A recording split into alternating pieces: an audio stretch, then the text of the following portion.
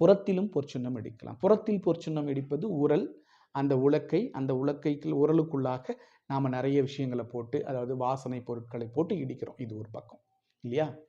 ஆனால் அதே மாதிரி அந்த ஒரு பொற்சுண்ணம் இடிக்கக்கூடியது எவ்வளோ பெரிய எதற்கு சமம்னு சொல்கிறார் பாருங்க ஒரு பாட்டில். இறைவனையே நினைத்து, வேறு எந்த ஒரு சிந்தனையும் இல்லாமல் அவனையே நினைத்து கண்ணீர் மல்கி உள்ளம் உருகி தவம் இருக்கிறார் பற்றியா ஒரு சிவயோகி. தவம் இருந்து அந்த இறைவனுடைய பேரை அடைகிறார் இல்லையா? அப்படிப்பட்ட அந்த பேருக்கு, அந்த தவத்திற்கு சமமானது பொற்சுண்ணம் இடிப்பது. அதாவது இறைவனை குளிக்க வைப்பதற்காக நாம் பொற்சுண்ணம் இடித்து கொடுப்பது அந்த இறைவனை நினைத்து தவம் செய்வதற்கு சமம் என்று ஒரு பாட்டில் சொல்றார் மாணிக்கவாசகர். இப்போ சிவபெருமான் அவரை வணங்குறதுக்காக பெரியோர்கள் எல்லாம் ஒன்றா கூடி